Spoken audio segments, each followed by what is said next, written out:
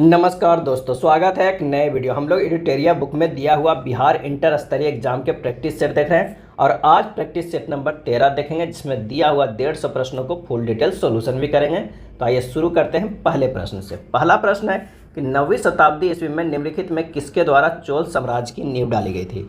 चोल साम्राज्य की नींव डाली गई थी और इसका जो सही आंसर हो जाएगा वो हो जाएगा ऑप्शन कौन सा, तो वो हो जाएगा सी, विजाल्या। चोल साम्राज्य की स्थापना विजाल्या ने की, जो आरंभ में पल्लवों का एक सामंती सरदार था। उसने 850 ईस्वी में तंजौर को अपने अधिकार में कर लिया और इस समय पल्लवों एवं पांडवों में निरंतर संघर्ष चल रहा था। पांडवों की निर्बल स्थिति का लाभ उठाकर विजाल्या ने तंजौर पर अधिकार जमा लिया तथा वहां उसने दुर्गा देवी का एक मंदिर बनवाया। विजाल्या ने लगभग 871 ईस्वी तक राज किया। नेक्स्ट प्रश्न है कि निम्नलिखित मध्यकालीन संतों को कालानुसार व्यवस्थित करें। कालानुसार व्यवस्थित कीजिए, तो इसका जो सही आंसर हो जाएगा वो हो जाएगा सी, शंकराचार्य, रामानुजम, माधवाचार्य, उसके बाद वल्लभाचार्य। शंकराचार्य 8वीं सदी के एक महान दार्शनिक एवं विचारक थे। इनके दर्शन को अद्वैत कहा जाता है।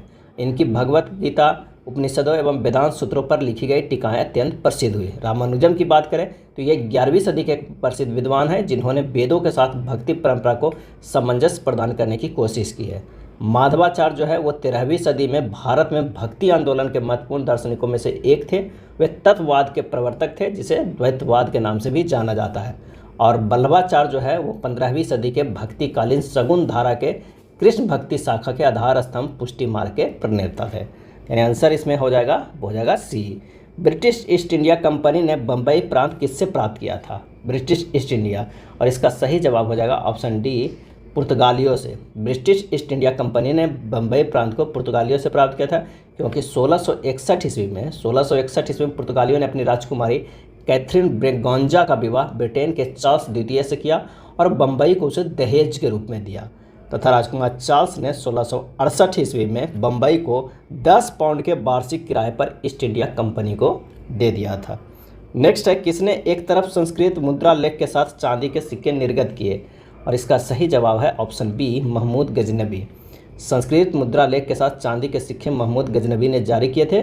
महमूद गजनबी द्वारा जारी चांदी के सिक्के के दोनों तरफ दो अलग अलग भाषाओं में मुद्रा लेख अंकित थे। ऊपरी भाग पर अंकित मुद्रा लेख अरबी भाषा में था तथा दूसरी तरफ अंकित लेख संस्कृत भाषा देवनागरी लिपि में था। चांदी के इस सिक्के दिरहम का वजन जो था वो 3.0 ग्राम था। आर्यों का भारत में प्रथम स्थायी आवास था? आंसर हो जाएगा ऑप्शन डी, पंजाब।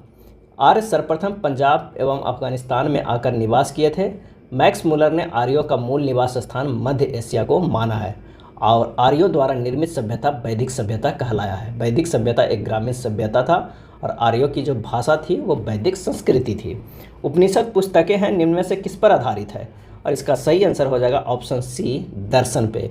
उपनिषद पुस्तकें जो है वो दर्शन पर आधारित है। उपनिषद की संख्या 108 है, जिनमें 13 को मूलभूत उपनिषदों की श्रेणी में रखा गया है। उपनिषद हिंदी धर्म के महत्वपूर्ण ग्रंथों में से एक है। इस ग्रंथ में ईश्वरीय सत्ता के स्वभाव और आत्मा के बीच अंतर संबंधों की दार्शनिक तथा ज्ञानपूर्वक संपूर्ण व्याख्या की गई है और उपनिषद को श्रुति ग्रंथ में शामिल किया गया है। ऐसा कहा जाता है कि उपनिषद ही सभी भारतीय दर्शनों की जड़ है। नेक्स्ट प्रश्न है, जहांगीर की आत्मकथा तुजुके जहांगीरी किस भाषा में? और इसका सही आंसर हो जाएगा ऑप्शन सी, फारसी भाषा में। जहांगीर की आत्मकथा तुजुके जहांगीरी फारसी भाषा में लिखी गई है। फ्रांसिस्को पल्सर्ट ने जहांगीर के शासनकाल में भारत की यात्रा की थी। जहांगीर को लाहौर के निकट शहादरा नामक स्थान पर रावी नदी के किनारे दफनाया गया था और अकबर नामा की रचना अबुल फजल ने किया है, जो कि फारसी भाषा में। हुमायूं नामा की रचना गुलबदन बेगम ने किया है और जहांगीर को न्याय के जंजीर के लिए भी याद किया जाता है। और बाबर ने अपनी आत्मकथा बाबरनामा ये तुर्की भाषा में लिखा गया है। ये ध्यान रखिएगा, कई बार प्रश्न पूछा जाता है। किसके नेतृत्व में अंग्रेजों ने सिंध का अधिकार कर लिया? और इसका सही आंसर हो जाएगा ए, चार्ल्स नेपियर। चार्ल्स नेपियर के नेतृत्व में अंग्रेजों ने सिंध पर अधिग्रहण किया। 1843 ईस्वी में एक संक्षिप्त अभियान के पश्चात यह कार्य किया गया था और इस कार्य के बदले नेपियर को पुरस्कार स्वरूप 7 लाख रुपये भी मिले थे। अगला है, सत्यशोधक समाज की स्थापना किसने की? सत्यशोधक समाज की स्थापना किसने की? और इसका सही आंसर हो जाएगा ऑप्शन बी, ज्योतिबा फूले। ज्योतिबा फूले सत्यशोधक समाज की स्थापना किए थे और कब किए थे? तो ये 1873 ईस्वी में किए थे। इस समाज का योगदान महाराष्ट्र में समाज सुधार के क्षेत्र में अत्यधिक रहा। जाति प्रथा की जड़ता को समाप्त करने के लिए ज्योतिबा फूले ने सामाजिक आंदोलन की शुरुआत की जो समानता के लिए संघर्ष की प्रक्रिया को अंग प्रमाणित हुआ। ज्योतिबा फुले ने जाति व्यवस्था पर प्रहार करते हुए गुलामगिरी नामक एक पुस्तक की रचना भी की। अगला है, निम्न में से किसने भारतीय राष्ट्रीय कांग्रेस के अधिवेशन की अध्यक्षता की? एओ ह्यूम, बदरुद्दीन तैयबजी, रमेश चंद्र, विजयलक्ष्मी पंडित, गोपाल कृष्ण गोखले।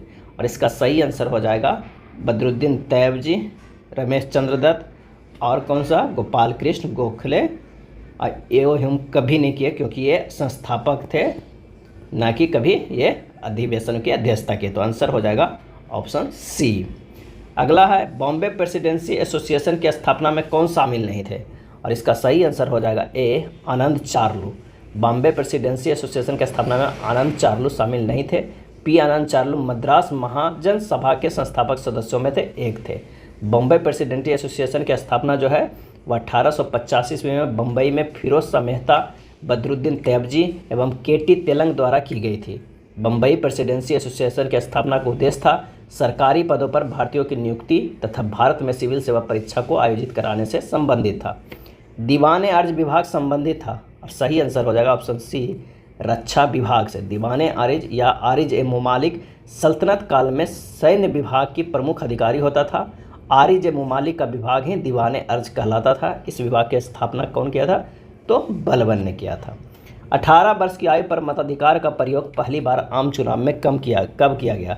और इसका सही आंसर हो जाएगा ऑप्शन सी, 1989 ईस्वी में। 61वें संविधान संशोधन में किया गया था। उम्र जो है 21 से घटा के क्या कर दिया गया था? 18 कर दिया गया था। 28 मार्च 1989 ईस्वी को प्रभावी हुआ। नागरिकों द्वारा 18 वर्ष की आयु पर मताधिकार की पहली बार प्रयोग नवंबर 1989 ईस्वी में 9वीं लोकसभा आम चुनाव में किया। कईवीं लोकसभा चुनाव में? तो 9वीं लोकसभा के चुनाव में किया था। आंसर हो जाएगा सी। अंतर्राज्यीय परिषद इंटर स्टेट काउंसिल के गठन का प्रावधान भारतीय संविधान के किस अनुच्छेद में वर्णित है? और इसका सही आंसर हो जाएगा बी, अनुच्छेद 263 में ये वर्णन है। अनुच्छेद 262 में अंतर्राज्यीय जल विवाद है। 266 में संचित निधि है और 267 की बात करें तो ये आकस्मिक निधि के बारे में वर्णन है। भारत के संविधान सभा का संवैधानिक सलाहकार कौन था? और इसका सही आंसर हो जाएगा option C, sir B N. Rao थे। संविधान सभा के संवैधानिक सलाहकार सर बी.एन. राव थे। संविधान सभा की जो प्रथम बैठक हुआ था वो कब हुआ था? तो 9 दिसंबर 1946 ईस्वी को सच्चिदानंद सिन्हा की अध्यक्षता में, और 11 दिसंबर 1946 को डॉक्टर राजेंद्र प्रसाद को संविधान सभा का स्थायी अध्यक्ष तथा सर बी.एन. राव को संवैधानिक सलाहकार नियुक्त किया गया था। अगला है, राज्य की विधानसभा के सत्रावसान का आदेश किसके द्वारा दिया जाता है? और इसका सही आंसर हो जाएगा ऑप्शन सी, राज्यपाल के द्वारा। संविधान के अनुच्छेद 174(2) के अनुसार राज्य की विधानसभा में सत्रावसान का आदेश राज्यपाल द्वारा दिया जाता है। अगला है, भारत में संसदीय प्रश्न पूछने का प्रक्रिया सर्वप्रथम किस अधिनियम द्वारा शुरू की गई? संसदीय प्रश्न। और इसका सही जवाब हो जाएगा ऑप्शन बी, भारतीय परिषद अधिनियम 1892 के तहत। अगला है, कानून द्वारा स्थापित प्रक्रिया किस देश से लिया गया है? और इसका सही जवाब हो जाएगा ऑप्शन बी, जापान के संविधान से लिया गया था। कानून द्वारा स्थापित प्रक्रिया। भारत में कानून का शासन ब्रिटेन से लिया गया और कानून द्वारा स्थापित प्रक्रिया जापान के संविधान से लिया गया। भारतीय संविधान के अनुच्छेद 14 कानून के समझ समानता का अधिकार प्रदान करता है और प्रस्तावना की जो भाषा है ना वो भारतीय संविधान में ऑस्ट्रेलिया से लिया गया है। अगला है, भारतीय संविधान के किस लेख में शोषण के विरुद्ध अधिकार दिया गया है? आंसर हो जाएगा ए, अनुच्छेद 23-24 में जो दिया गया है शोषण के विरुद्ध अधिकार। समानता का अधिकार जो दिया गया है 14 से लेकर 18 तक में, स्वतंत्रता का अधिकार 19 से 22 तक, शोषण के विरुद्ध अधिकार 23 से 24 तक, धार्मिक स्वतंत्रता के अधिकार 25 से 28 तक, संस्कृति और शिक्षा संबंधी अधिकार 29 से 30 तक, असंवैधानिक उपचारों का अधिकार अनुच्छेद जो है कितने में? वो है 32 में। अगला है, सहकारिता आयोग का गठन किस विषय पर रिपोर्ट देने के लिए किया गया था? और इसका आंसर हो जाएगा बी, केंद्र राज्य संबंध का। सहकारिता आयोग जो है 1983 ईस्वी में केंद्र सरकार ने उच्चतम न्यायालय के सेवानिवृत्त न्यायाधीश आर.एस. सकारिया की अध्यक्षता में केंद्र राज्य संबंधों पर एक 3 सदस्यीय आयोग का गठन किया था। सुबनसिरी किसकी सहायक नदी है? और इसका सही आंसर हो जाएगा ऑप्शन ए, ब्रह्मपुत्रा का। सुबनसिरी, कौमेंग, मानस आदि ब्रह्मपुत्र की सहायक नदी है। नेक्स्ट है, निम्नलिखित में कौन सा युग जो है ये सुमेलित नहीं है? कोयली गुजरात का सही है, नागपट्टिनम आंध्र प्रदेश के, ये गलत है। नागपट्टिनम कहाँ के है? तमिलनाडु के है। नुमालीगढ़ असम में है, सही है। मनाली जो है वो तमिलनाडु, ये सही है। और तातीपाका आंध्र प्रदेश में, सभी भारत के ये सब जो है तेल रिफाइनरी है। अगला है पृथ्वी सूर्य के सबसे नज़दीक होती है, और इसका सही आंसर हो जाएगा ऑप्शन ए 3 जनवरी को। 3 जनवरी को पृथ्वी सूर्य के सबसे निकट होती है। ऐसी स्थिति को जो क्या कहते हैं? उपसौर कहते हैं। क्या कहते हैं? उपसौर कहते हैं। और अगर जो मान लिया कि सूर्य होता है जो पृथ्वी से अधिकतम दूरी पर होता है, उसे क्या कहते हैं? उसे अपसौर कहते हैं। और ये कब होता है? तो 4 जुलाई को होता है। अगला प्रश्न है कि यदि पृथ्वी की घूर्णन गति ना हो तो इसका परिणाम यह होगा कि, और इसका सही आंसर हो जाएगा ऑप्शन कौन सा? तो सूर्योदय और सूर्यास्त नहीं होगा, दिन और रात्रि का चक्र नहीं होगा, ये दोनों सही है, केवल एक ऋतु होगी, ये गलत। आंसर हो जाएगा ऑप्शन बी। यदि पृथ्वी अपनी धुरी यानी अक्ष पर न घूमे तो एक ही हिस्से में हमेशा दिन व दूसरे हिस्से में सदैव रात रहेगी, अर्थात सूर्योदय या सूर्यास्त या दिन रात का चक्र नहीं होगा। ऋतुओं का संबंध पृथ्वी के परिक्रमण वार्षिक गति से होता है, अतः कथन 3 जो है वो गलत है। आंसर हो जाएगा बी। जिन ज्वारों की ऊंचाई सामान्य ज्वार से 20% अधिक होता है उन्हें क्या कहते हैं? और इसका सही आंसर होगा ऑप्शन ए बृहद ज्वार भाटा कहते हैं। क्या कहते हैं? बृहद ज्वार भाटा कहते हैं। सामान्य ज्वार से 20% अधिक ऊंचाई वाले ज्वारों को बृहद या दीर्घ ज्वार भाटा कहते हैं। जब सूर्य, चंद्रमा तथा पृथ्वी एक सीध में होते हैं तो दीर्घ ज्वर की उत्पत्ति होती है। इसमें ज्वर की ऊंचाई सामान्य ज्वर से अधिक होता है। इस तरह के ज्वर एक माह में 2 बार पूर्णिया व अमावस्या को आते हैं। नेक्स्ट है, निम्नलिखित में कौन सी नदी बंगाल की खाड़ी में नहीं गिरती है? और इसका सही आंसर हो जाएगा ऑप्शन डी, ए और बी दोनों। नर्मदा एवं ताप्ती जो है वो अरब सागर में गिरने वाली प्रमुख नदी है। ऐसे साबरमती, माही, लूनी ये सभी जो है वो अरब सागर में गिरती है। नर्मदा और ताप्ती डेल्टा का निर्माण नहीं करती है। अरब सागर में गिरने वाली सबसे लंबी नदी जो है वो नर्मदा है।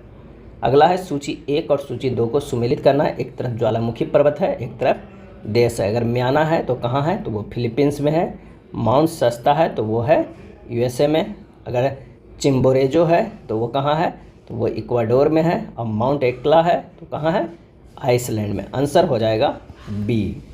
किस पंचवर्षीय योजना के अंतर्गत समाज के समाजवादी ढांचे की स्थापना का संकल्प लिया गया था? और इसका सही आंसर हो जाएगा ऑप्शन बी, द्वितीय पंचवर्षीय योजना में, जो कब से कब तक चला था? 1956 से लेकर 1961 ईस्वी तक। और ये प्रोफेसर जो है वो पीसी महालनोबिस के मॉडल पे आधारित था। इस योजना का मूलभूत उद्देश्य देश में औद्योगिक की प्रक्रिया प्रारंभ करना था। वर्ष 1956 में घोषित औद्योगिक नीति में समाजवादी ढंग से समाज की स्थापना का स्वीकार किया गया था। नेक्स्ट प्रश्न है कि पिछड़े देशों के लिए रोलिंग प्लान का सुझाव किसके द्वारा दिया गया था? पिछड़े देशों के लिए रोलिंग प्लान का सुझाव किसके द्वारा दिया गया था? और इसका सही आंसर हो जाएगा ऑप्शन ए, जी मिर्डल द्वारा। पिछड़े देशों के लिए रोलिंग प्लान का सुझाव जी मिर्डल द्वारा दिया गया था। इसका व्यवस्था में प्लान अनवरत चलता रहता है। वर्ष 1978 में मोरारजी देसाई के नेतृत्व वाले जनता पार्टी सरकार ने भारत में इसे स्वीकार किया था, परंतु इस योजना के परिणाम सकारात्मक नहीं रहते। फलतः वर्ष 1980 में इंदिरा गांधी के नेतृत्व वाली कांग्रेस सरकार ने इसके स्थान पर पुनः पंचवर्षीय योजनाओं को स्वीकार किया। अगला है, भारतीय लघु उद्योग विकास बैंक सिडबी का मुख्यालय कहाँ स्थित है? और इसका सही आंसर हो जाएगा ऑप्शन बी, लखनऊ में स्थित है। कहाँ स्थित है? लखनऊ में। इसकी स्थापना जो हुआ था कब हुआ था? तो 2 अप्रैल 1990 ईस्वी का। और इसका मुख्यालय लखनऊ उत्तर प्रदेश में। सिडबी का उद्देश्य है पुनर्वित्त सुविधाएं और जो है उद्योगों को अल्पकालीन ऋण प्रदान करना। उद्देश्य है पुनर्वित्त सुविधाएं और उद्योगों की अल्पकालिक ऋण प्रदान करना है। अगला है, निम्नलिखित में से कौन ओलंपिक में लगातार 2 पदक जीतने वाली पहली भारतीय महिला बनी? और इसका सही आंसर हो जाएगा option D, PV Sindhu. Olympic badminton महिला में कांस्य पदक जीतने वाली प्रथम महिला साइना नेहवाल थी। ओलंपिक महिला कुश्ती में कांस्य पदक जीतने वाली प्रथम महिला साक्षी मलिक थी। और ओलंपिक में मुक्केबाजी महिला में कांस्य पदक जीतने वाली प्रथम महिला मैरी कॉम। लेकिन पीवी सिंधु लगातार 2 ओलंपिक खेलों में पदक जीतने वाली पहली भारतीय महिला है। शहतूत रेशम का अग्रणी उत्पादक भारतीय राज्य है। और इसका सही आंसर हो जाएगा ऑप्शन सी, कर्नाटक। भारत में शहतूत रेशम का अग्रणी उत्पादक राज्य कर्नाटक है। इसके बाद क्रमशः आंध्र प्रदेश, पश्चिम बंगाल एवं तमिलनाडु का स्थान आता है। बजट एक लेख पत्र है। और इसका सही आंसर हो जाएगा कौन सा? तो हो जाएगा सी, सरकार की राजकोषीय नीति का। बजट सरकार की राजकोषीय नीति से संबंधित होता है। बजट प्रत्येक वित्तीय वर्ष 1 अप्रैल से 31 मार्च के लिए सरकार की प्राप्तियों तथा व्ययों का विवरण होता है। निम्न में से प्रत्यक्ष कर कौन सा है? और इसका सही आंसर हो जाएगा ऑप्शन ए, आयकर। प्रत्यक्ष कर उस कर को कहते हैं जिनके मौद्रिक भार को दूसरे पर वितरित नहीं किया जा सके, अर्थात प्रत्यक्ष करों के संबंध में कर से उत्पन्न कराघात जो है इम्पैक्ट तथा करापात इंसिडेंस उसी व्यक्ति पर पड़ते हैं जिनके ऊपर ये आरोपित किए जाते हैं। आयकर, निगम कर, संपत्ति कर, पूंजी लाभ कर, लाभांश कर इत्यादि जो है वो प्रत्यक्ष कर होते हैं। अगला है द हिल पैलेस संग्रहालय भारत के किस राज्य में स्थित है? द हिल पैलेस संग्रहालय, और इसका सही आंसर हो जाएगा ऑप्शन सी, केरल के एर्नाकुलम जिले में स्थित है। इसे कोचिन के महाराजा ने बनाया था। यह केरल का सबसे पुरातात्विक संग्रहालय है। भारत में संग्रहालय संस्कृति मंत्रालय के अंतर्गत आता है। पीलिया से दुष्प्रभावित होता है, और इसका सही आंसर हो जाएगा ऑप्शन सी, यकृत। पीलिया एक घातक रोग है जिसमें यकृत प्रभावित होता है। इस रोग में यकृत कोशिकाएं रुधिर से बिलिरुबिन को ग्रहण नहीं कर पाती है, अतः पीला बिलिरुबिन रुधिर में ही रहकर पूरे शरीर में फैल जाता है तथा इसमें त्वचा एवं नेत्र पीले पड़ जाते हैं। उपयुक्त उपचार के अभाव में रोगी की मृत्यु भी हो जाती है। मानव नेत्र के संबंध में नीचे दिए गए कथनों पर विचार कीजिए और बताइए कि कौन सा कथन जो है वो सही है। तो आइए देखते हैं। मानव नेत्र में प्रकाश कॉर्निया से होकर प्रवेश करती है, बिल्कुल सही। पुतली नेत्र में प्रवेश करने वाले प्रकाश की मात्रा को नियंत्रित करती है, ये भी सही। रेटिना पर किसी वस्तु का प्रतिबिंब उल्टा तथा वास्तविक बनता है, ये भी सही। आंसर हो जाएगा डी, 1, 2 और 3 तीनों सही है। कंचन एक उन्नत किस्म है, और इसका सही आंसर हो जाएगा ऑप्शन बी, आंवला का। आंवला के फल औषधीय गुणों से युक्त होते हैं। इसमें विटामिन सी प्रचुर मात्रा में पाया जाता है। कंचन, कृष्णा, बनारसी ये सब उन्नत किस्म हैं आंवला के। आवर्त सारणी में बाएं से दाएं जाने पर परमाणु का आकार पर क्या प्रभाव पड़ता है?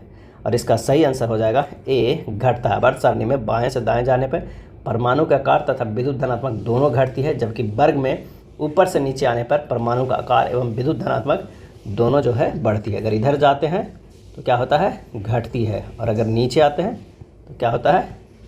तो ये नीचे आने पर आकार और विद्युत दोनों जो है वो बढ़ती है।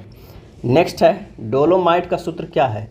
और इसका सही आंसर होगा बी, MgCO3 CaCO3 ये डोलोमाइट का। और CaO का किसका है ये सूत्र? तो ये है बिना बुझा हुआ चूना। क्या है? बिना बुझा हुआ चूना है। अगर CaOH के होल ट्वाइस की बात करें तो यह है बुझा हुआ चूना। क्या है? बुझा हुआ चूना। MgSO4 7H2O ये है इप्सम लवण। क्या है? इप्सम लवण। नेक्स्ट है पीतल किसकी मौजूदगी में निरंतर रहने से वायु में रंगहीन हो जाता है? सही जवाब हो जाएगा ऑप्शन बी, हाइड्रोजन सल्फाइड। पीतल 70% कॉपर और 30% जिंक का मिश्रण होता है, और कांसा में जो होता है 68% कॉपर तथा 12% जिंक का मिश्रण। बेल धातु Cu+Sn का बना होता है। जर्मन सिल्वर जो होता है वो Cu+Zn+Ni का बना होता है। नेक्स्ट है मनुष्यों में पेशीय क्रिया के बाद थकान निम्नलिखित में किस एक रसायन के निकलने से होती है? और इसका सही आंसर हो जाएगा ऑप्शन डी, लैक्टिक अम्ल। मनुष्यों में पेशीय क्रिया के बाद थकान महसूस होती है, जिसका कारण लैक्टिक अम्ल है जो पेशियों क्रिया करते समय निकलती है। निम्नलिखित में कौन सुमेलित नहीं है? तो इसका जो सही आंसर है वो देखते हैं। क्लोरोफिल, मैग्नीशियम, हीमोग्लोबिन, आयरन, खाने का नमक, सोडियम, कपड़े धोने का सोडा, पोटेशियम। ये गलत है। कपड़े धोने का सोडा जो है वो क्या है? Sodium carbonate. Sodium carbonate. Next है, इसलिए गलत कौन हो जाएगा? डी। कपास के कीटरोधी पौधे आनुवंशिक इंजीनियरिंग द्वारा एक जीन को निविष्ट कर निर्मित किए गए हैं जो लिया गया है। इसका सही आंसर हो जाएगा डी, पौधे से। कपास के कीटरोधी पौधे आनुवंशिक अभियांत्रिकी द्वारा एक जीन को निर्विष्ट कर निर्मित किया गया है, जिसे जीवाणु बैसिलस थुरिंजिएंसिस द्वारा तैयार किया जाता है। इस जीव विष का जो नाम है वो BT यानी BOT BT है। BT जीव विष जीन विषाणु से क्लोनीकृत होकर पौधे में अभिव्यक्त होकर कीटों की प्रतिरोधकता को उत्पन्न करता है, जिससे इसमें कीटनाशकों के उपयोग की आवश्यकता नहीं होती है। इस तरह से जैव पीड़कनाशियों का निर्माण होता है, जिसे BT कपास, BT मक्का इत्यादि।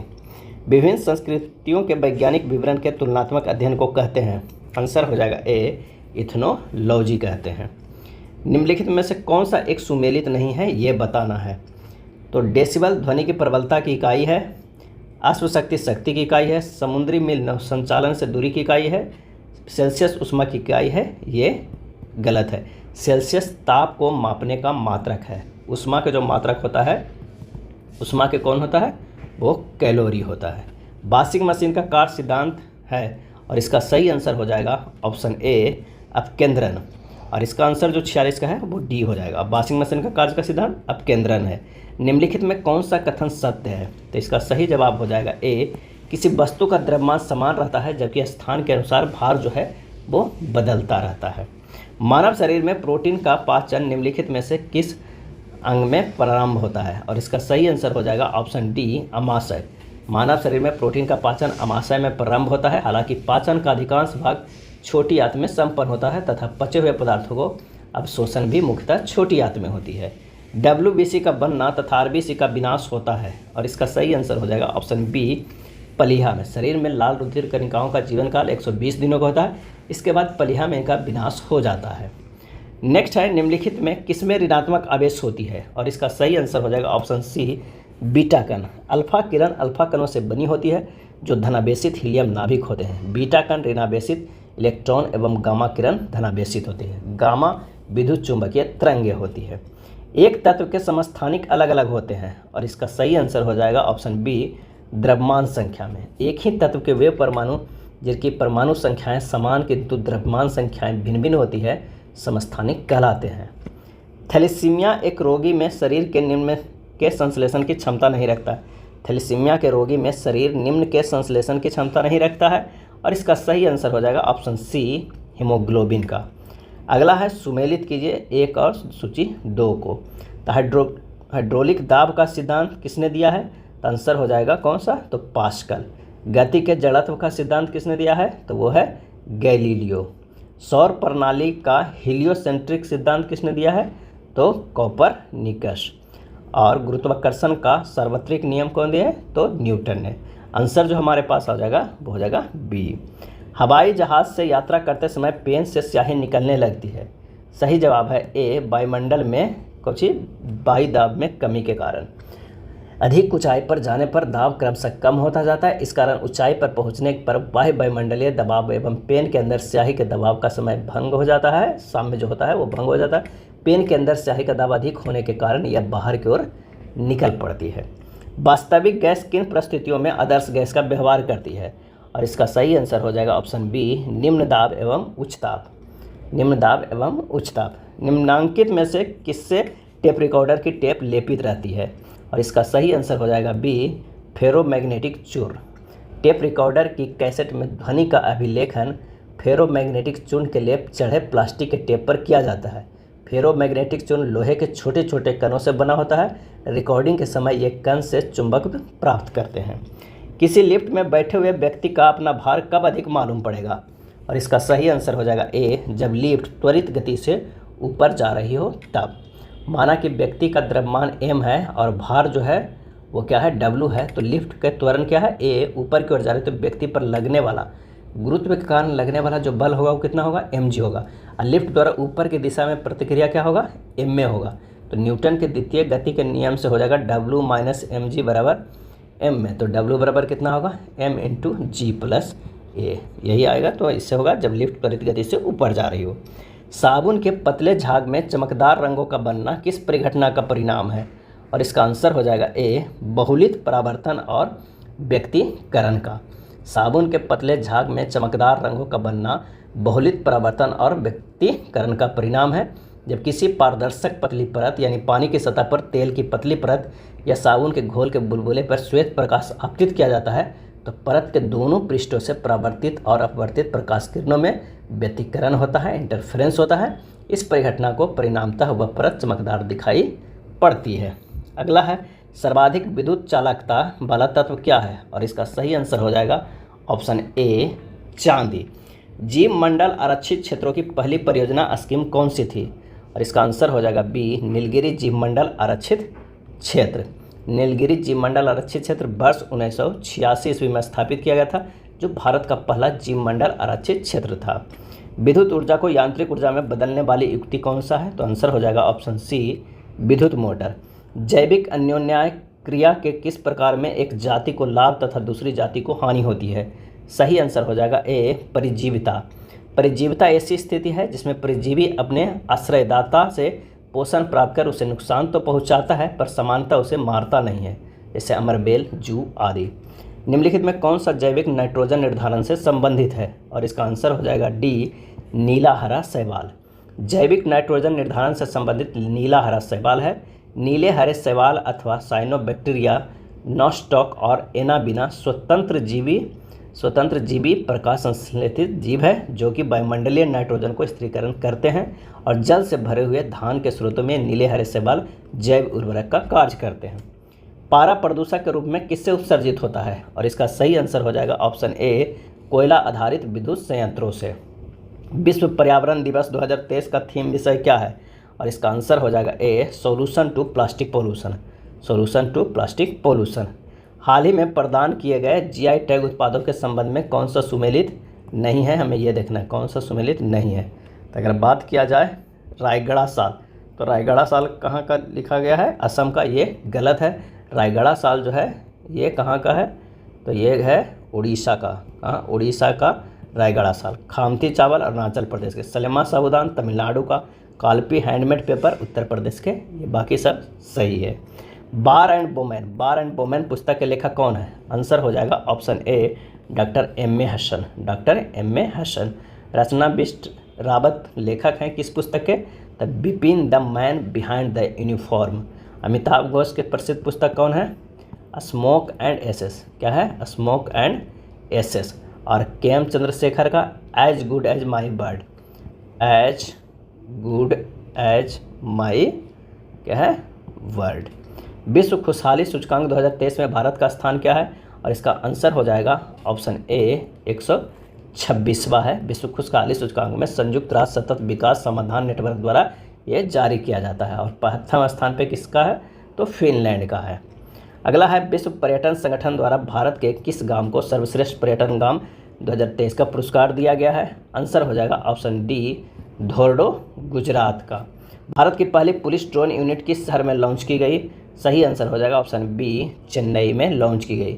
माउंट एवरेस्ट के पास 21,500 फीट से स्काई ड्राइव करने वाली पहली महिला कौन बनी? आंसर हो जाएगा ए, शीतल महाजन। कौन बनी? शीतल महाजन। 2023 एशियाई एथलेटिक्स चैंपियनशिप में भारत ने पदक तालिका में कौन सा स्थान प्राप्त किया? और इसका सही आंसर हो जाएगा ऑप्शन सी, तीसरा। वर्ष 2023 के रमन मैग्सेसे अवार्ड से सम्मानित 4 संयुक्त विजेताओं में कौन भारतीय व्यक्ति शामिल है? और इसका सही आंसर हो जाएगा option C, doctor Ravi Kannan आर हैं, जिन्हें 2023 का प्रतिष्ठित रमन मैग्सेसे पुरस्कार प्रदान किया गया है। वर्ष 2023 का अर्थशास्त्र क्षेत्र में नोबेल पुरस्कार किसे प्रदान किया गया है? और इसका सही आंसर हो जाएगा ऑप्शन सी, क्लॉडिया गोल्डिन को। नेक्स्ट प्रश्न है 3600 के कितने गुणनखंड हैं? तो 3600 के लिख सकते हैं किस तरह?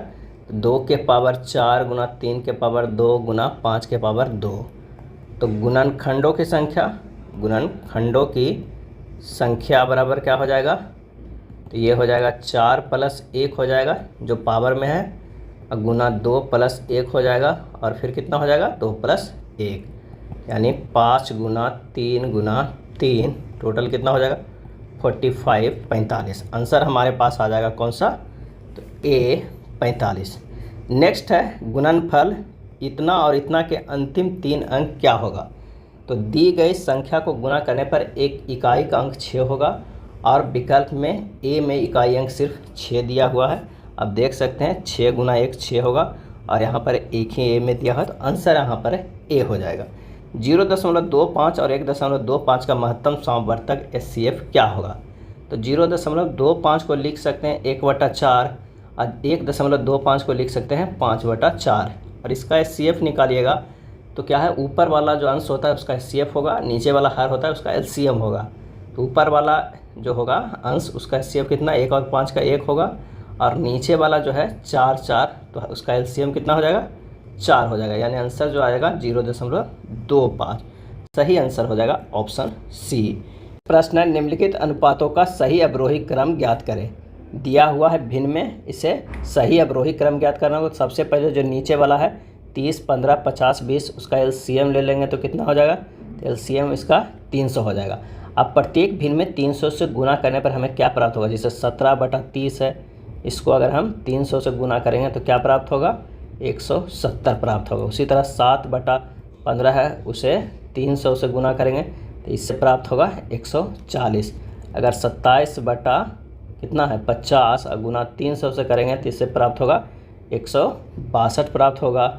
और अगला कौन सा है 11 बटा 20 गुना 300, इससे कितना प्राप्त होगा तो 165।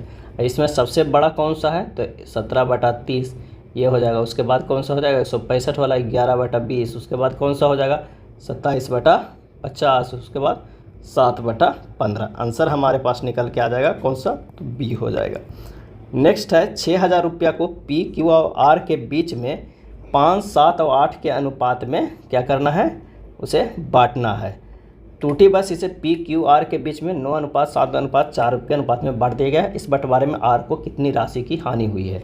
अब पी क्यू आर को बांटना कितना है 5 में, 7 में और 8 में, लेकिन बटा कितना गया 9 में, 7 में और फिर 7 में। तो डिफरेंस कितना है इन दोनों को पहले ये देखना है।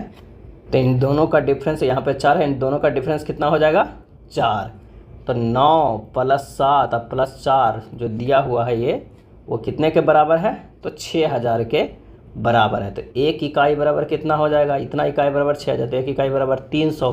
तो 4 इकाई जो हुआ है आर को बंटवारे में घटा, तो 4 इकाई बराबर कितना हो जाएगा 4 गुना 300 यानी 1200 रुपया का घटा हुआ है आर को। आंसर जो हो जाएगा डी। नेक्स्ट प्रश्न है 9 क्रमबद्ध विषयों की संख्याओं का औसत 27 है। यदि इन 9 विषम संख्याओं को पिछली और अगली विषम संख्याओं को भी शामिल कर लिया जाए तो नया औसत क्या हो जाएगा। अगर 9 की क्रमबद्ध विषम संख्याओं का औसत होगा कौन सा होगा तो 5वां जो पद होगा वो होगा। और 5वां पद यहाँ पर कौन दिया हुआ है 27 दिया हुआ है। अब कह रहा है कि अगली और पिछली को भी कर दिया है, तो 9 यहाँ से यहाँ तक तो था ही, उसका पहले वाला भी कर लिया और अब वाला भी, तो कितना हो गया टोटल 11। और 11 पद में भी कौन सा होगा औसत तो जो छठा होगा, कौन सा होगा छठा होगा। तो छठा कौन सा होगा जो पहले से 5वां था, क्योंकि दोनों तरफ से एक एक लग गया तो छठा हो जाएगा। तो छठा भी 27 ही होगा। आंसर जो हो जाएगा सी। एक निश्चित राशि पर 20% वार्षिक दर से 2 वर्ष का चक्रवृद्धि ब्याज 2420 रुपया है। समान राशि समान ब्याज दर पर 3 वर्ष का साधारण ब्याज कितना होगा। अब मान लिया कि जो है पहले मूलधन 5 रुपया था, उसके बाद जो ब्याज चला उसके बाद मिश्रधन कितना हो गया 6 रुपया। प्रथम वर्ष की बात किया जाए, कब के प्रथम वर्ष का। दूसरा वर्ष में क्या हो जा रहा है कि ये भी 5 था, वो क्या हो गया 6 हो गया।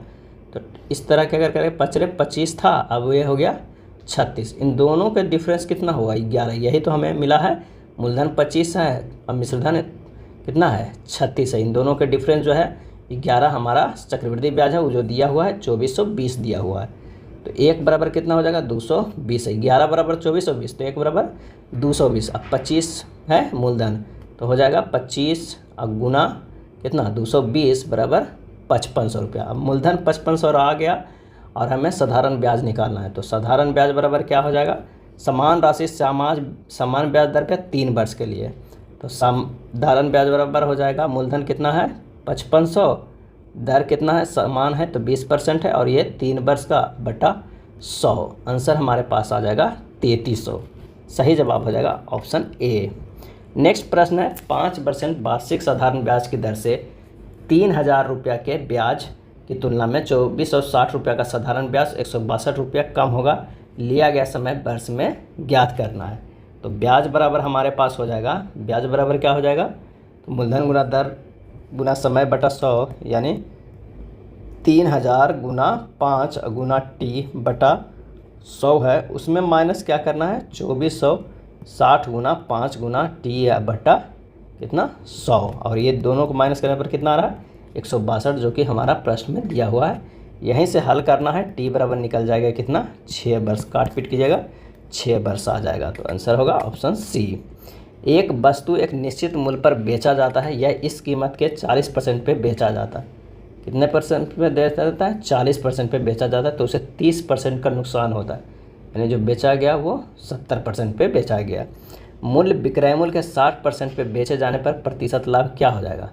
अगर ये 60% पे बेचा जाता तो क्या होता, तो अगर 40 से 60 कितना है 1.5 के गुना किया गया है, 70 को भी 1.5 से गुना करेंगे तो कितना होगा 105 रुपया। यानी लाभ प्रतिशत बराबर कितना होगा तो वो है 5%। कहाँ है 105 हो रहा है 100 से ज़्यादा कितना 5%, तो ये 5% आंसर होगा ऑप्शन सी हो जाएगा। नेक्स्ट प्रश्न है कि एक वस्तु 10%, 20% और 25% के 3 क्रमागत छूटों पर बेची जाती है। यदि वस्तु का विक्रय मूल्य 2592 है तो उस वस्तु का अंकित मूल्य क्या होगा।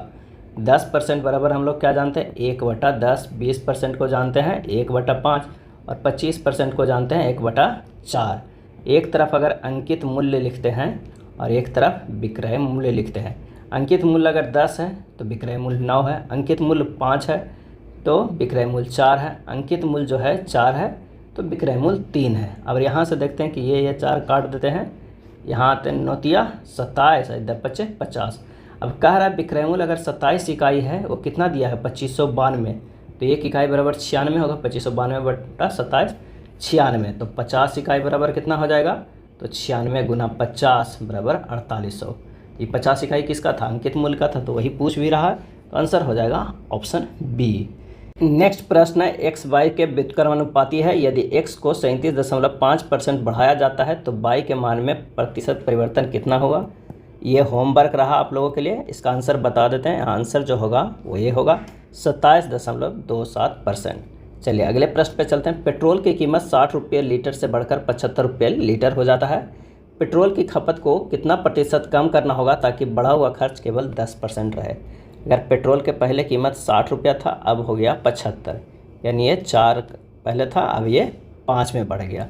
पहले खर्चा 100% था, यानी 100 रुपया मान लीजिए, तो अगर हम 4 से करें तो ये कितना से गुना करना होगा 25 से। अब खर्चा क्या करता है कि 110 रुपया हो गया है और कीमत भी बढ़ के 5 हो गया। कितना से गुना करेंगे तो 110 हुआ, 110 इसलिए कि 10% ये बढ़ा के हम लोग करेंगे, बढ़ा हुआ खर्च केवल 10% बढ़े इसलिए।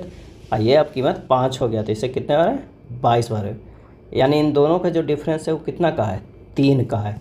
तो 3/25 जो होगा 3/25 और गुना 100 करके निकाल देंगे 25 जो है यानी 12%, यानी खपत में हम लोग को कमी कितना करना होगा, तो वो है 12%। नेक्स्ट है मिश्र धातु ए और बी में तांबे से जस्ता का अनुपात जो है, तांबे से जस्ता का अनुपात 3/4 और 5/9 है। ए और बी को 2/3 के अनुपात में मिलाया जाता है तो एक नया मिश्र धातु सी बनाने के लिए पिघलाया जाता है। सी में तांबे और जास्ते का जो है अनुपात क्या होगा। अब एक तरफ है कि ये तांबा है, ये जस्ता है। ए में कह रहा है कि 3/4 है और बी में कितना है 5/9 है। अभी ये हो गया 4 3 कितना हो गया 7 हो गया, या 9 5 कितना हो गया 14 हो गया। तो पहले तो हमें क्या करना होगा कि लाना होगा, बराबर करना होगा, तो ये बराबर करने के लिए 2 से गुना करेंगे। अब मिलाया क्या गया है 2/3 के अनुपात में मिलाया गया, यानी ऊपर वाला से 2 से गुना कीजिए, नीचे वाला को 3 से गुना कीजिए, यानी जो हमारे पास तांबा और जस्ता का अनुपात है जो ए में है ये इतना गुना होगा और बी में ये होगा। तो एक नया क्या बन के आएगा, तो ये होगा 4 तिया 12 और 4 चौ 16 के अनुपात, और ये हमारे पास कितना आ जाएगा, तो ये 5 तिया 15 और 9 तिया 27। जब इसे पूरा जोड़ेंगे तो ये कितना आ जाएगा 27/43। यही हमारा आंसर हो जाएगा ऑप्शन ए। नेक्स्ट प्रश्न है कि मोनिका अपनी आय का 72% खर्च करती है। यदि उसकी आय में 20% की वृद्धि होती है, बचत में 15% की वृद्धि होती है, तो उसका व्यय कितना % बढ़ा है। मान लिया कि अगर जो एक है मोनिका, उसका आय कितना है 100 रुपया है और उसका खर्च कितना हो रहा है तो 72 रुपया, बचत कितना हो रहा है तो बचत हो रहा है 28 रुपया, और ये आय है। अब कह रहा है कि आय में 20% की वृद्धि हुआ, यानी अब उसके पास 120 रुपये मिल रहा है, और बचत में 15% की वृद्धि हुआ है। अगर 15% निकालेंगे 28 का तो हमारे पास कितना आ जाएगा, तो ये आ जाएगा कितना 32 दशमलव कितना हो जाएगा 28 4 32.20 हो जाएगा। अब यहाँ से हमको निकल जाएगा खर्च कितना है बढ़ा, तो 120 माइनस 32.20 कर देना है, तो ये खर्च हो गया, यानी हमारे पास खर्च कितना हुआ 87.8। अब पहले खर्च 72 रुपया था, अब खर्च 87.8, दोनों की वृद्धि कितना हुआ तो 87.8 माइनस कितना 72 कर देंगे तो ये हो जाएगा 15.8 रुपये, कितना हो 15.8। यही अगर परसेंटेज निकालेंगे तो 15.8 गुना 100 बटा कितना में निकालेंगे, पहले 72 था, 72 में जब इसे कैलकुलेट कीजिएगा तो यही जो हमारा आंसर आता है वो कितना आ जाता है तो 21.94, यानी आंसर हमारे पास हो जाएगा 21.9, आंसर सी हो जाएगा। 14 फलक वाले दो घनों को जोड़कर एक घनाभ बनाया जाता है, निर्मित घनाभ का आयतन ज्ञात कीजिए। तो घनाभ की लंबाई जो है वो कितना 14 + 14 कितना हो जाएगा 28, चौड़ाई 14 ऊंचाई 14। तो घनाभ के आयतन बराबर क्या हो जाएगा, आयतन बराबर हो जाएगा 28 × 14 × 14। आंसर हमारे पास आ जाएगा 5488 सेंटीमीटर क्यूब। अनुज ने 30,000 रुपये का निवेश करके एक व्यवसाय शुरू किया। अनुज जो है वो 30,000 रुपये का व्यवसाय शुरू किया निवेश करके। 6 महीने बाद जो है वो क्या किया, ये 12 महीने के लिए किया, लेकिन 6 महीने बाद जो है अजय 45,000 रुपया की पूंजी के साथ उसके साथ व्यवसाय में जुड़ा। और 3 महीने के बाद कौन जुड़ा, तो अंकित जुड़ा 60,000 रुपये के साथ। कितने, 3 महीने के लिए। कैसे, वर्ष के अंत में लाभ 18,000 रुपये का हुआ, तो लाभ में अनुज का हिस्सा क्या होगा। तो इससे सीधे सीधे गुना कर दीजिए, ये 3,60,000 हो जाएगा, ये 2,70,000 हो जाएगा, और ये 1,80,000 हो जाएगा। अब इसमें से रेशियो अगर देखेंगे तो 4:3:2 हो जाएगा। तो 4 3 7 9 इकाई हुआ, उसमें फ़ायदा कितना हुआ 18,000 का। तो 1 इकाई बराबर कितना हुआ, वो है 2,000। तो किसका पूछ रहा है, तो लाभ में अनुज का हिस्सा क्या हो जाएगा। तो अनुज का जो है वो कितने इकाई है, तो 4 इकाई है। तो 4 × 2,000 बराबर 8,000 रुपया। आंसर जो हमारे पास आएगा वो होगा सी। अगला प्रश्न है कि रोहित कुछ निश्चित दिनों की यात्रा पर निकला है, उसके पास 3600 रुपये खर्च करने के लिए थे। यदि वह अपनी यात्रा की अवधि में 4 दिन और बढ़ा दे तो उसे अपना खर्च 30 रुपये पर दिन कम करना होगा। वह कितने दिन की यात्रा पर निकला। तो यहाँ पर आपको मान कर बनाना होगा कि माना कि जो रोहित है कितने दिन है, मान लीजिए 20 दिन, या कोई एक ऑप्शन पकड़ लिए, 20 दिन के लिए यात्रा पर निकला है। तो ये 3600 रुपया है, उसको 20 दिन में ख़त्म करना, तो कितना हो गया 180 रुपये पर डे के हिसाब से। लेकिन कह रहा है कि वो अपने 4 दिन और बढ़ा दे। अगर 3600 था 20 दिन का, आप 24 दिन के कर दे, तो उसको क्या है जो 30 रुपया प्रतिदिन कम करना होगा, यानी उस पैसे को कम करना होगा। पहले अगर 180 रुपये था तो उसको 30 रुपया कम करना होगा, तो कितना हो जाएगा 150 रुपये करना होगा। तो हमारे पास जो आ रहा है ये 20 जो माने थे वो सही है। आंसर जो हो जाएगा ऑप्शन बी। किसी संख्या को 4 से भाग देने पर भागफल तथा शेषफल का योग 8 है, तो इनके वर्गों का योग 34 है। संख्या ज्ञात कीजिए। तो भागफल प्लस शेषफल जो है वो कितना दिया हुआ है, 8 दिया हुआ है। भागफल प्लस शेषफल यानी Q² + R² बराबर कितना दिया हुआ है, तो वो दिया हुआ है 34। इनके वर्गों का योग, Q जहाँ भागफल है, R जहाँ रिमाइंडर शेषफल है। तो Q बराबर यहाँ से निकल जाएगा कितना 5, और R बराबर निकल जाएगा 3। तो कह रहा है संख्या ज्ञात कीजिए। संख्या जो हमारे पास आ जाएगा, संख्या जो बराबर हो जाएगा 4 × 5 + 3, 5 × 20 3 23। आंसर हमारे पास होगा बी। कुछ लड़कियां किसी कार्य को 10 दिनों में कर सकती हैं। इन लड़कियों से दुगनी लड़कियां समान कार्य को 4 गुना कार्य कितने समय में पूरा करेगी। तो फार्मूला लगा दीजिए, M1 D1 H1 बटा W1 बराबर M2 D2 H2 बटा W2। प्रश्न के अनुसार अगर कहते हैं तो x × 10 बटा 1 बराबर 2x × t बटा 4। यहाँ से आवश्यक समय t बराबर जो निकल जाएगा कितना हो जाएगा 1040 बटा 2 बराबर 20 दिन। आंसर हमारे पास हो जाएगा वो हो जाएगा ए। नेक्स्ट प्रश्न है कि पाइप ए और बी एक टैंक को क्रमशः 15 घंटे में, 12 घंटे में भर सकता है, और सी जो है वो पूरी टंकी को 10 घंटे में खाली कर सकता है। यदि तीनों पाइपों को एक साथ 2 घंटे 40 मिनट के लिए खोल दिया जाए तो टंकी का कितना भाग खाली रहेगा। तो सबसे पहले क्या करना है कि 15, 12 और 10 के एलसीएम निकाल लेना है। एलसीएम हमारे पास कितना आ गया 60 आ गया। तो जो 15 घंटा में भरता था उसका क्या है क्षमता, तो उसका 4 है, और जो 12 घंटे में भरता था उसका क्षमता क्या है, तो उसका 5 है। और ये दोनों भरने का है तो +5 है, लेकिन एक जो है 10 आवर वाला उसकी क्षमता है खाली करने वाला, तो उसकी कितना है -6 है। अब अगर उसे एक साथ चालू किया जाएगा तो सूर्य दक्षता क्या होगा काम करने का, तो 4 भरेगा 5 भरेगा, लेकिन खाली कौन करेगा 6। तो हो जाएगा कितना 3 इकाई ही भरेगा अगर उसे खोला जाता है 1 घंटा के लिए। तो अगर 2 घंटा 40 मिनट के किया गया कार्य है, 2 घंटा 40 मिनट अगर काम किया गया हो तो पहले तो होगा 2 × 3 पहले चलेगा तो कितना होगा 6, अब प्लस 40 मिनट के भी चलेगा तीनों, तो कितना हो जाएगा ये 2 यूनिट और चलेगा, यानी 8 इकाई जो है हमारा काम होगा। कितना होगा 8 होगा, कितना में 60 में होगा। तब टंकी का वह भाग जो खाली रहेगा वह भाग जो खाली रहेगा वो कितना रहेगा, तो 60 में से 8 इकाई कार्य हुआ है और कितना, तो ये 60 बराबर हो जाएगा कितना, 52/60 यानी 13/15 भाग। आंसर जो हमारे पास आ जाएगा वो कौन सा हो जाएगा, बी हो जाएगा। कह रहा है कि तो टंकी कितना भाग खाली रहेगा। नेक्स्ट है, जब बाइक की चाल 8 किलोमीटर पर आवर कम कर दी जाती है तो 180 किलोमीटर की यात्रा में 6 घंटे अधिक लगते हैं। बाइक की मूल चाल की गणना करें। तो दूरी बराबर जो हमारे पास होता है S1 × S2 बटा S1 - S2 इंटू समय का अंतर, क्या होता है, समय का अंतर। अब कह रहा है दूरी जो है वो कितना है, 180 किलोमीटर, और S1 × S2 बटा ये क्या है, S1 - S2 का अंतर 6 घंटे अधिक लगते हैं और 8 किलोमीटर कम कर दी जाती है। तो अंतर 8 ही का होगा और गुना कितना ज़्यादा है, समय का अंतर है तो 6 घंटे अधिक तो 6 हो जाएगा। तो S1 × S2 बराबर हमारे पास हो जाएगा 240 यानी 20 गुना 12 लिख सकते हैं। अब कह रहा है कि S1 - S2 बराबर 8 है और S1 × S2 बराबर कितना है, 20 गुना 12 है। S1 बराबर मान लें कि 20 और S2 बराबर 12 रखते हैं तो हमारे पास S1 - S2 का भी आ रहा है। इसलिए बाइक की मूल गति जो होगा वो कितना होगा, तो हो जाएगा 20 किलोमीटर बराबर। आंसर हो जाएगा ऑप्शन सी। नेक्स्ट है, शांत जल में एक नाव की गति 6 किलोमीटर पर आवर है। यदि इसे धारा की दिशा में जाने की तुलना में धारा के विपरीत जाने में 4 गुना अधिक समय लगता है तो धारा की गति क्या होगी। यहाँ पे माना धारा की गति जो है, धारा की गति कितना मान लेते हैं, धारा की गति मान लेते हैं 1 किलोमीटर पर आवर।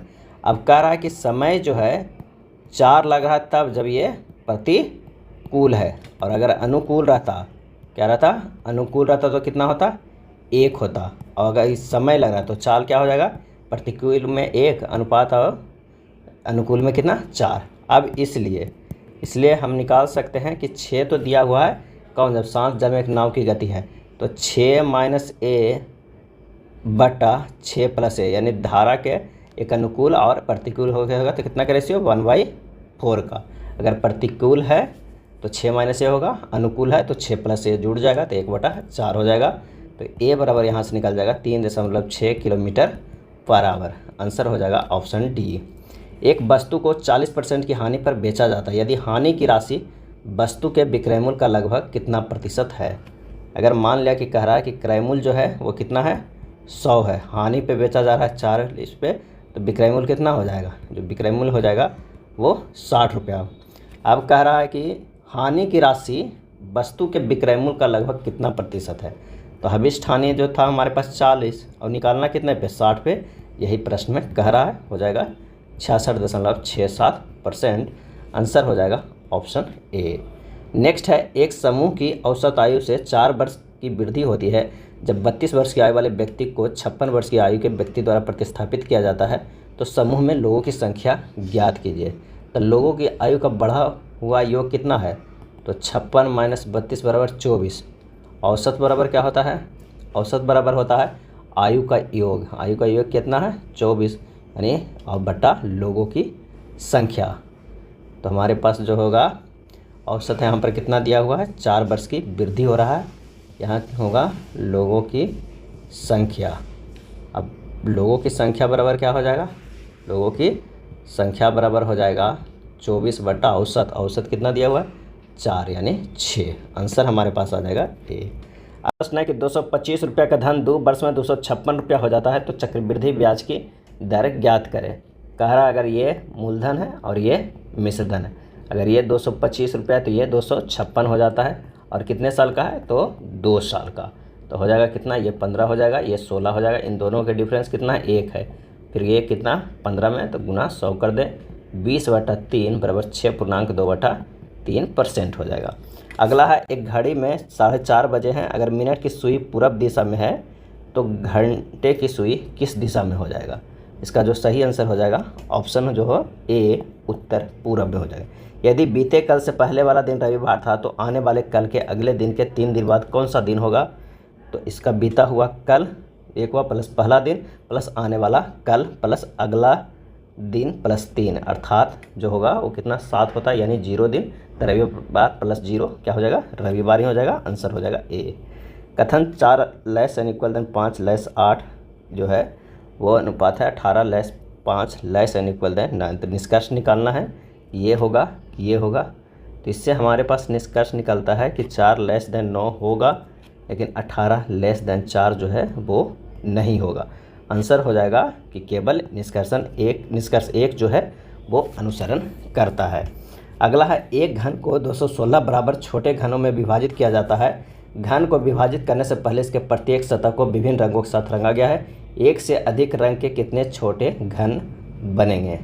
तो n बराबर जो हो जाएगा 3 जो कितना हो जाएगा 216 बराबर हो जाएगा 6। अब एक से ज़्यादा सतह रंगे हुए घन कौन कौन से हो जाएंगे? एक तो होंगे 2 सतह रंगे हुए, कौन सा 2 सतह रंगे हुए, और एक होगा 3 सतह जो है वो रंगे हुए।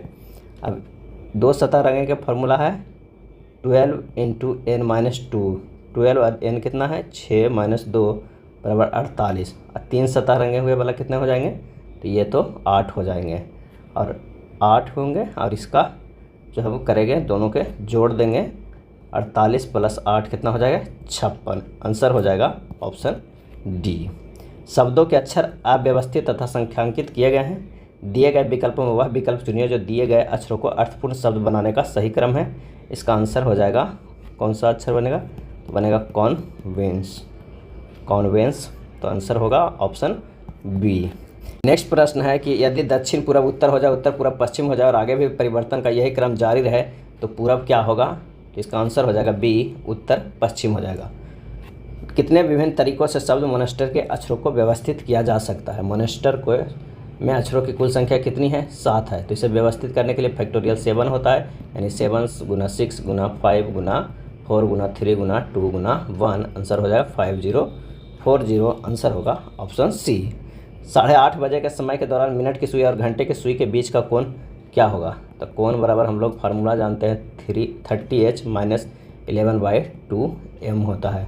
स्मॉल m हो जाएगा, यानी h जो यहाँ पर दिया हुआ है 8 दिया हुआ है, m जो हुआ है स्मॉल m में कैपिटल M भी दे सकते हैं। कैपिटल M बराबर 30 होता है दिया हुआ है, तो ये हो जाएगा 30 × 8 - 11/2 × 30, यानी 240 - 165 बराबर 75। आंसर हो जाएगा ऑप्शन सी हो जाएगा। नेक्स्ट प्रश्न है, नीचे दी गई 5 संख्याओं को देखें। यदि ऊपर दी गई संख्याओं का पहली और तीसरी संख्या को आपस में बदल दिया जाता है तो कौन सी संख्या तीसरी सबसे उच्चतम संख्या होगी? इसका सही आंसर जो हो जाएगा वो हो जाएगा ए, 624 जो होगा वो सबसे उच्चतम होगा। अगर हम 3 संख्याओं को दिया कि पहली और तीसरी संख्या के अंकों को बदल दिया था, अगर 851 को बदलेंगे तो 158 हो जाएगा, और 624 को बदलेंगे तो कितना हो जाएगा 426। 743 को बदलेंगे 347, 319 को बदलेंगे तो 913 हो जाएगा, 298 को बदलेंगे 892 हो जाएगा। तो स्पष्ट है कि तीसरी सबसे बड़ी संख्या 624 है, जो संख्या 624 से बना हुआ है। ऑप्शन हो जाएगा ए। अगला है, अंग्रेजी वर्णमाला के 5, 15, 16, 18 एवं 23 के स्थान के अक्षर लेकर एक सार्थक शब्द बनाया जाता है। उस शब्द का पहला अक्षर क्या हो जाएगा? तो इसका जो सही आंसर हो जाएगा वो सार्थक शब्द बनेगा कौन सा? पावर। पहला अक्षर कौन सा होगा? पी होगा। उस विकल्प का चयन करें जिसका दूसरे शब्द के साथ तीसरे शब्द के समान संबंध है। बेटा, बेटी, हिरण। और इसका सही आंसर हो जाएगा ऑप्शन डी, हरिणी। यहाँ एक ही माता पिता के बच्चे यानी भाई बहन दिए जाते हैं, इसी तरह हिरण हरिणी का भाई है। मैरी कॉम का संबंध मुक्केबाजी से उसी प्रकार है जैसे पीटी उषा का संबंध किससे है? तो उसका आंसर हो जाएगा ऑप्शन ए, रनिंग से है। उस समुदाय का चयन कीजिए जिसमें संख्याएं उसी प्रकार संबंधित है जिस प्रकार निम्नलिखित समुच्चय की संख्याएं संबंधित है। तो 4, 3 और 35 कैसे संबंध है? आइए देखते हैं। 4 + 3 करते हैं, 4 + 3 करते हैं तो कितना हो जाएगा? 7 हो जाएगा, और 7 में से 5 गुना करेंगे तो ये 35 हो जाएगा। उसी तरह इसमें से कौन सा संबंध है? अगर इसे देखते हैं तो 7 + 12 कितना हो गया? 12 × 7 = 19, 19 अब 5 करेंगे तो कितना हो जाएगा? 95। यही हमारा आंसर हो जाएगा ऑप्शन सी। उस विकल्प का चयन करें जो तीसरे अक्षर समूह से उसी प्रकार संबंधित है जैसे दूसरा अक्षर समूह पहले अक्षर से समूह है। तो आइए देखते हैं कि इसमें से लॉजिक जो है यू से वाई गया है +4 है, डी से जेड गया है -4 है, और एम से क्यू गया है +4 पैटर्न का उपयोग किया है। इसी तरह हम देखेंगे q + 4 बराबर u होगा, c - 4 बराबर y होगा, और t + 4 कितना होगा? x होगा। आंसर हो जाएगा ऑप्शन सी। इसमें से विषम का चयन करें विषम जो है वो कौन सा हो जाएगा, हरिण हो जाएगा। लार्वा, बछड़ा और नीम सभी जानवरों की शिशु है, जबकि हिरण जो है वो नर क्या है, नर हिरण है। अगला प्रश्न है कि 4 अंक दिए गए हैं जिनमें से 3 किसी न किसी रूप में एक जैसे हैं और एक भिन्न है, उस संख्या का चयन करें जो भिन्न है। तो आंसर हो जाएगा ए 59। 59 को छोड़कर अन्य सभी 35 के गुणज है, जबकि 59 जो है एक अभाज्य संख्या है। उस अक्षर समूह का चयन करें जो इनमें से भिन्न है। यहाँ देखते हैं कि ये कौन सा, ये पैटर्न n+p जो है वो क्या है, +3 पैटर्न का पालन किया है, लेकिन जो ए में है इसमें नहीं किया हुआ है। देखिए n+3 जो होगा वो क्या होगा, n+3 q होना चाहिए, लेकिन दिया हुआ क्या है, p है। b+3 e है, q+3 t है, x+3 a है। इसमें आंसर नहीं है, तो आंसर जो हो जाएगा वो हो जाएगा ए। एक कोड भाषा का प्रश्न है कि फास्ट एंड फ्यूरियस को इस तरह लिखे जाते हैं, तो डू शब्द को क्या लिखा जाएगा, तो इसका आंसर हो जाएगा CHA। एक निश्चित कोड भाषा में यदि कारपेंटर को इस तरह लिखा जाता है, उसी कोड भाषा में ब्लैक स्मिथ कैसे लिखा जाएगा। दिए गए शब्द के वर्णानुक्रम में व्यवस्थित करें। ब्लैक स्मिथ को अगर हम करेंगे तो क्या होगा, सबसे पहले होगा ABCHIKLMST। आंसर हो जाएगा कौन सा, तो हो जाएगा C। किसी निश्चित कोड भाषा में पेन को इतना लिखा जाता है, उसी भाषा में TUB को किस प्रकार लिखा जाएगा। अब स्थितीय मान को 2 से गुना किया गया है यहाँ पर। जैसे P का मान जो स्थिति है वो कितना है, 16 है, उससे 2 करेंगे तो 32 लिखा गया है। E का मान कितना है, 5 है, 5 के 2 करेंगे तो 10 लिखा गया है। T क्या है, N है, N का मान क्या होता है, 14 होता है, उसे 2 से गुना करेंगे तो 28 हो जाएगा। उसी तरह TUV के आइए देख लेते हैं। TUV, T का मान होता है 20, गुना करेंगे 2 से क्या होगा, 40। U का मान कितना होता है, 21, 21 को 2 से गुना करेंगे 42। और उसके बाद क्या होता है, B का मान होता है 2, 2 से 2 गुना करेंगे तो कितना हो जाएगा, 4, यानी 40, 42, 4। आंसर हो जाएगा ऑप्शन कौन सा, तो वो हो जाएगा ऑप्शन B। अगला प्रश्न है कि 6 मित्र GH MJ के और एक सीधी रेखा में उत्तर की ओर मुख करके बैठे हुए हैं। किसे उत्तर की ओर मुख करके, G जो है L और H के बीच में बैठा हुआ है। G हमारे पास जो आएगा वो कहाँ पे बैठा हुआ है, तो L और H का। अगर मान लिया कि यहाँ L है, यहाँ H है, तो यहाँ जो है वो G बैठा हुआ है।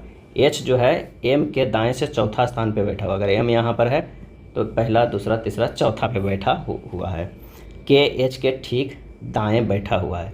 K जो हमारे पास है वो H के ठीक दाएं ओर बैठा हुआ है। L और M के बीच में कौन बैठा हुआ है, L और M के बीच में कौन बैठा हुआ है, तो जो बच गया तो वो हो जाएगा J। आंसर हो जाएगा A। 8 विद्यार्थी ABCDEF एक वृत्ताकार मेज के चारों ओर एक दूसरे के समान दूरी पर बैठे हैं। यदि B उत्तर पूर्व दिशा में बैठा हुआ है, B जो है वो उत्तर और पूर्व में बैठा हुआ है, इधर बोलते हैं, ये उत्तर हो गया, ये पूर्व हो गया, उत्तर पूर्व दिशा में बैठे हुए हैं।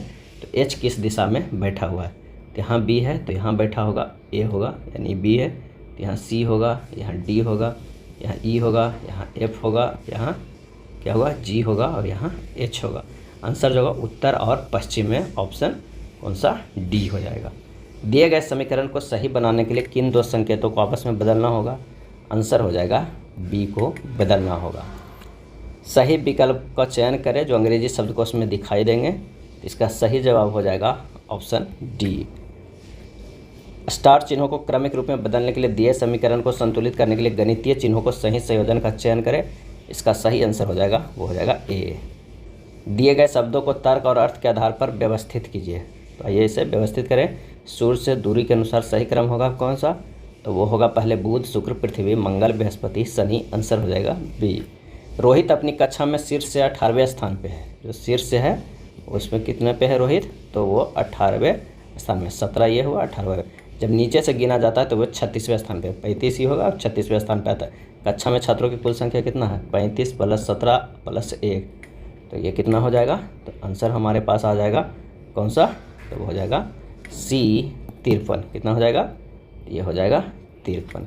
उसने दीवारों पर लगी तस्वीर को देखते हुए कहा कि मेरी भाभी S के पति Q के पुत्र N की एक बहन R थी। S R से किस प्रकार संबंधित है।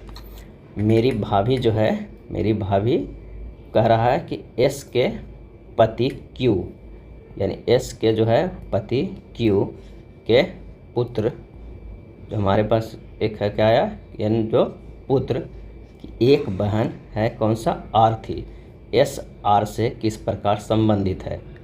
यहाँ पर जो एस को कह रहा है वो कौन कह रहा है, ही कह रहा है। तो आंसर हो जाएगा एस आर की माता है, ऑप्शन ए सही हो जाएगा। दिए गए युग्मों में से दूसरी संख्या पहली संख्या पर कुछ गणितीय संक्रियाएं द्वारा निष्पादित करके प्राप्त की जाती है। एक को छोड़कर सभी संख्या युग्मों में समान संक्रियाएं बनाई जाती है और विषम संख्या युग्म को ज्ञात कीजिए। यहाँ पर जो है दूसरी संख्या निकाला गया पहली संख्या का स्क्वायर प्लस पहली संख्या। जैसे अगर मान लिया कि अगर हम देखते हैं कौन सा 13 को, तो 13 का स्क्वायर प्लस 13 करेंगे तो 13 का स्क्वायर 169 प्लस 13 बराबर क्या हो जाएगा 182। लेकिन आना चाहिए कितना, दिया हुआ 182 आना चाहिए, दिया हुआ कितना है 180। तो जो सबसे युग्म विषम है वो ये है, बाकी सब जो है वो मैच करता है। अगर इसे देखिए क्या करते हैं तो 15 का स्क्वायर प्लस 15 यानी 225 प्लस 15 कितना हो जाएगा 240। मैट्रिक्स का प्रश्न है, इसे अगर हल कीजिएगा तो इसका जो आंसर आ जाएगा वो हो जाएगा बी, मैंगो का बी हो जाएगा। 141 की अगर हम बात करें तो वो हो जाएगा सी 3 नंबर। 142 की अगर हम बात करें तो वो हो जाएगा डी 4 नंबर। 143 का हो जाएगा ए 134, 1, 3 और 4। 144 की बात करें कि प्रश्नों को उत्तर दीजिए कि कौन सा क्षेत्र उन राजनीति को दर्शाते हैं जो ना ही शिक्षक है और ना ही स्नातक है, और इसका आंसर हो जाएगा ऑप्शन कौन सा हो जाएगा 144 का, तो वो हो जाएगा 4DLH। 4 विकल्प कौन सा हो जाएगा इसमें से, एल और एच, एक एल और एच। 4 विकल्पों में से एक उपयुक्त आकृति का चयन करें जो आकृति मैट्रिक्स को पूरा करे। इसका सही आंसर हो जाएगा सी 2। कौन सी उत्तराकृति दी हुई प्रश्न आकृति को पूरा करेगी, प्रश्न आकृति, तो इसका जो आंसर होगा वो हो जाएगा कौन सा, बी हो जाएगा। 147 की अगर बात करें तो सी होगा। 148 के दर्पण का है तो उसका जो आंसर हो जाएगा वो हो जाएगा बी।